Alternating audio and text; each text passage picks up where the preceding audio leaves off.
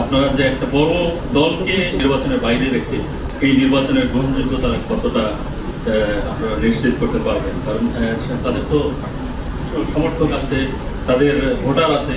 Pre এবং after election যে law and order situation, সেটার অবস্থা কি, এখনকার অবস্থা কি, বা তখন কি হবে এবং নির্বাচনের পরে কি হবে, এইগুলো কীভাবে আপনারা পর্যবেক্ষণ করবেন? আপনারা লং টার্ম বলেছেন যে লং টার্ম অবজারভেশনে আসছে আমাদের ইলেকশন ইউনিয়ন, তারা একটা বড় টিম পাঠিয়েছে, তো সেই টিমের কাজ কি হবে? লং টার্ম অবজারভার যেটা আমরা করছি সেটা অ্যাফিডে থেকে করছি।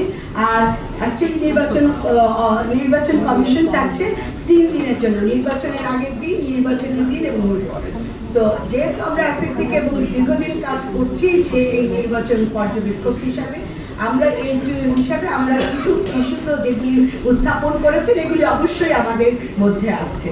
নির্বাচন কমিশনের যে রোল প্লে করেছে তফসিল ঘোষণার পর থেকে তাদেরকে কিভাবে মূল্যায়ন করছেন, কিভাবে দেখছেন? আওয়ামী লীগকে বাদে বা এক্স যে রোহিত পার্টি ছিল তাদেরকে বাদে নির্বাচনকে ইনক্লুসিভ ইলেকশন বলা যাবে কি না? নির্বাচন কমিশনের গত 1 মাসের ভূমিকাকে কিভাবে দেখছেন? যদিও গতকাল এনসিপি থেকে স্পষ্টভাবে বলেছে এই নির্বাচন কমিশন পক্ষপাতদুষ্ট, বাট এজ এ অবজারভার বা আপনারা যেহেতু নির্বাচনে কাজ করেন সেক্ষেত্রে আপনাদের ভূমিকাটা কি? ইনক্লুসিভ ইলেকশন যেটা ইউরোপিয়ান ইউনিয়নের ডেফিনিশন, এখন আমরা তো একটু আগেও আমি একই কথা বলেছি যে আমাদেরকে নির্বাচন পর্যবেক্ষক হিসাবে আমরা যে মাঠে ফিল্ডে যারা নির্বাচন করছে তাদের উপরে আমাদের কাজগুলি আছে। তো সুতরাং এখানে অন্য কিছু দেখার আমাদের এই মুহূর্তে নেই।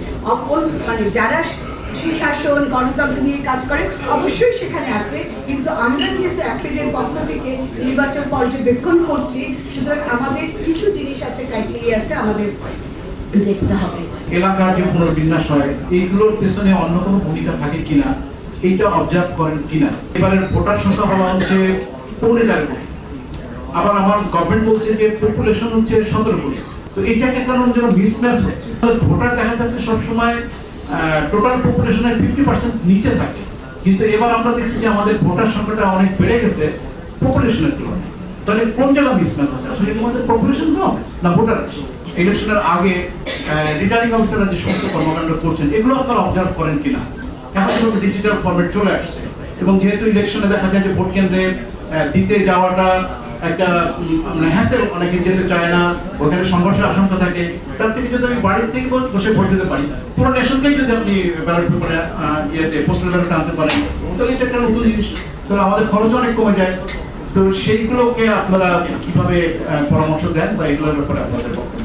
ভোটারের ইস্যুগুলি বলেছেন সেগুলি অবশ্যই আমরা যখন ফাইনাল রিপোর্ট করব কিছু জিনিস তো অবশ্যই অবজারভেশনে আমাদের আসতে হবে। রিপোর্টের সাথে যে কিছু ইস্যু আমাদের আসবে, কিন্তু আমরা পর্যবেক্ষক হিসাবে আমরা যে জিনিসগুলি দেখব, আপনাদের মধ্যে আমাদের মধ্যে পার্থক্যটা হচ্ছে আপনারা সরাসরি সেটা সংবাদপত্রের মাধ্যমে উত্থাপন করতে পারেন, আমরা কিন্তু সেটা করতে পারছি না।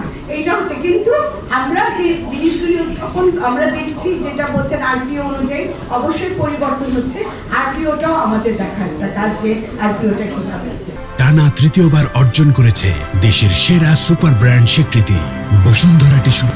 শুধু ব্যাংকের ছাড়া ঋণ খেলাপি তাদের ব্যাপারে ধরা হচ্ছে, কিন্তু আমি নির্বাচনের যে বিধিমালা আছে সেখানে দেখা হচ্ছে ঋণ খেলাপি এবং বিল খেলাপি।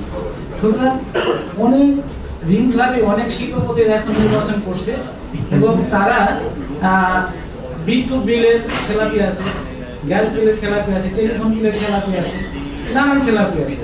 সুতরাং ওই ঋণ খেলাপি দেখা হচ্ছে কিন্তু বিল খেলাপি দেখা হচ্ছে না, এটা আপনারা কি করবেন? রিলিমিটেশন প্রসেসটা নিয়ে যেটা আমরা চেষ্টা করি যে কত থেকে কোনো পরিবর্তন নিয়ে আসার ক্ষেত্রে তাদের কি বেসিস তারা চেঞ্জ করে, সেক্ষেত্রে যে ক্ষেত্রে আমাদের অবজারভেশন মনে করেন যে ক্যান্ডিডেটগুলোর সাথে সাথে আগে আলোচনা করা হতো যে আপনার এখান থেকে 2টা ইউনিয়ন কেটে যাচ্ছে, তাদের আইন অনুযায়ী বলছে যে আমাদের তো স্ট্যাটিস্টিক্যাল ডেটা নিয়ে আমরা এটা করবো, কিন্তু পাবলিক পারসেপশন এরকম যে যদি আলাপ করা হয় তাহলে হয়তো এটা কমে আসছে। ডিলিমিটেশনটা আমরা এইভাবে অবজারভেশনটা রেখেছি। In Indonesia, for example, when we started about SBO in 2004 elections, actually our partners working in collaborations with media, meaning media giving money to our partners. It's a very good collaborations. Why? Because media also want to know these informations, and the exchange basically the media is given like 30 minutes before the other media so they can prepare all of the materials, because in Indonesia at that time they are not just doing a sample based observations, they're doing a parallel flow tabulation, so they project the results. For Bangladesh, we are not able to project the result. Why? Because the electoral system is different. In Bangladesh, the electoral system is first past the post. So if you want to do the project, the result, who won the upcoming elections, you will need to do a sample for 300 constituencies. বাংলাদেশে আগামী জাতীয় নির্বাচন সুষ্ঠু অবাধ করতে নাগরিক পর্যবেক্ষণ কার্যক্রমে গণমাধ্যম ও পর্যবেক্ষণ সংস্থার কার্যকর সমন্বয়টা খুব জরুরি।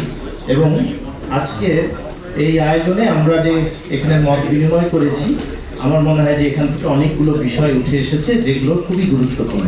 এই প্রাসঙ্গিক সময়োপযোগী আলোচনায় সক্রিয়ভাবে অংশগ্রহণ আপনারা করেছেন, যারা এসেছেন তাদের সবাইকে আমাদের সবার পক্ষ থেকে, বিশেষ করে এখানে নির্বাচন পর্যবেক্ষণ সংস্থাগুলো আছে এবং আমাদের একটা সমন্বিত গ্রুপ আমরা করেছি alliance for fair election and democracy, অ্যাফিডের পক্ষ থেকে আপনাদের সবাইকে ধন্যবাদ।